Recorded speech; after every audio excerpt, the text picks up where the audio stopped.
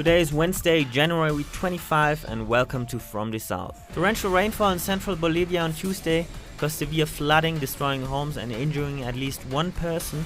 The rain fell intensely for 10 minutes, causing rivers to overflow near the town of Villa Pagador in Cochabamba. African medical students enrolled at Cuba's Latin American School of Medicine in Havana are set to attend the 28th African Union Summit in Ethiopia at the end of the month, taking with them proposals focused on health, education, gender and sexuality following their experiences on the Caribbean island. The Community of Latin American and Caribbean States, CELAC, held its 5th regional summit this week. This year, the pro tempore president was Danilo Mendez. He's the head of state of the Dominican Republic, which is also where the series of meetings took place. There is no permanent CELAC secretariat. There are 33 member states involved, which include every country in the Americas except Canada, the US, and the territories of European countries in the Western Hemisphere. Now, CELAC got its start in Venezuela under then President Hugo Chavez, and the summit's main objective since its inception was to promote regional integration with focus on climate change, access to education, food security, and poverty eradication.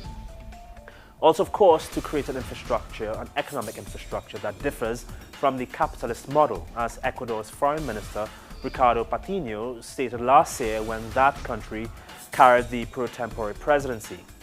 There has been some criticism of the summit that there is low member commitment, particularly from stronger member countries like Mexico, to finance a greater effort beyond bilateral trade and social integration. This year, however, there were discussions on the regional approach to the renewed US decree against Venezuela, which characterizes Venezuela as an unusual and extraordinary threat to the United States. The new president, Donald Trump, has already said that he believes Venezuela is a, quote, beautiful, vibrant and wonderful place, but that it's been hurt terribly by the socialists of Venezuela, which suggests that relations may not necessarily improve between the two countries. Also, the US-Cuba relations were discussed.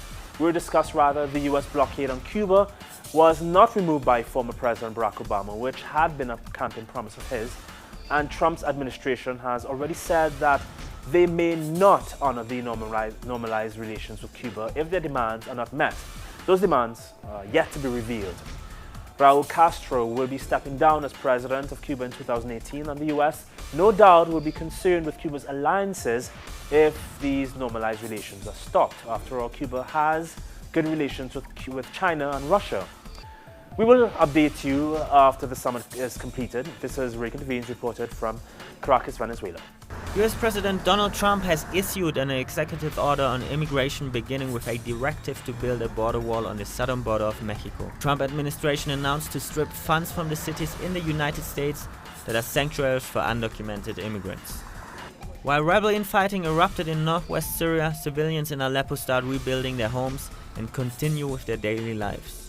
The Battle of Aleppo, one of the worst of a civil war that has drawn in global and regional powers, ended with victory for Syrian President Bashar al-Assad and his military coalition. East Libyan forces say they have taken complete control of a long-contested district in Benghazi after dozens of families and captives trapped by fighting left the area. The capture of the Ganfouda district marks a major gain for the Libyan National Army in the fight against its Islamist opponents. Hundreds of families who fled Mosul in October 2016 left displacement camps to head back to their homes. According to officials, it is the biggest wave yet of returns to the city. Iraqi forces recently completed their recapture of eastern Mosul, which tens of thousands of people had fled during the operation against the Islamic State group.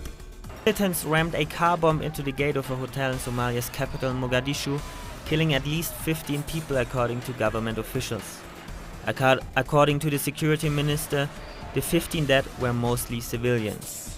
Usain Bolt has lost one of his 9 Olympic gold medals after Jamaica teammate Nestor Carter was found guilty of doping at the 2008 Beijing Olympics.